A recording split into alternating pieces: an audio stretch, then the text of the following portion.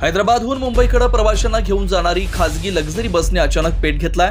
चालकाने वेळीच सतर्कता दाखवून बसमधील प्रवाशांना खाली उतरल्यानं सुदैवानं जीवितहानी झाली नाही। मात्र या आगीत बस पूर्णपणे जळून खाक झाली आहे। ही घटना सोलापूर पुणे महामार्गावर टेंभुर्णी पासून 6 किलोमीटर अंतरावरील वेनेगाव नजीक सकाळी 7:30 वाजण्याच्या सुमारास घडली आहे। टेंभुर्णी पोलीस, मोडणीम येथील महामार्ग पोलीस मदत केंद्रातील पथक व वरवडे टोल नाक्यावरील गस्ती पथकानं तातडीने घटनास्थळी येऊन अग्निशमन दलाच्या मदतीने आग विझवण्यात यश मिळवलंय। याविषयी पोलिसांकडून समजलेली अधिक माहिती अशी, हैदराबाद येथून बेस्ट एक्सप्रेस नावाची प्रवासी वाहतूक करणारी खासगी लक्झरी बस NL01B1824 मुंबईकडे निघालेली होती। बसमध्ये 15 प्रवासी होते।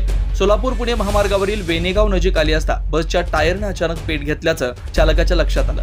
त्यामुळे चालकाने तातडीने बस महामार्गावरून बाजूला घेऊन आतील प्रवाशांना खाली उतरवलं। नंतर काही क्षणातच बसने पेट घेतला।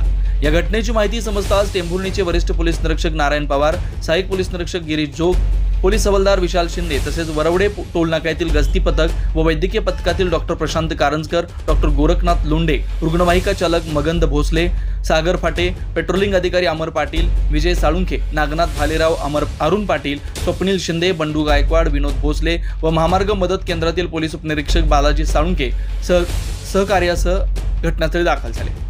बसमधील 15 प्रवाशांना सुखरूपपणे सुरक्षित स्थळी नेलं। पोलिसांनी आग विझवण्यासाठी कुर्डुवाडी नगरपालिकेच्या अग्निशमन दलास बोलावलं। दरम्यान आगीनं रौद्ररूप धारण केल्यानं महामार्गावरील वाहतूक काही काळ बाजूने वळवण्यात आली। अग्निशमन दलास आग विझवण्यात यश आलं, परंतु बस पूर्णपणे जळून खाक झाली। यामध्ये प्रवाशांचं बसच्या डिक्कीमधील सामान आगीत जळून भस्मसात झालं। बस चालक अब्दुल इम्तियाज राहणार मध्यपूर हैदराबाद याने टेंभुर्णी पोलीस ठाण्यात खबर दिली असून पुढील तपास सहाय्यक पोलीस फौजदार बिरुदेव हजारे करतात।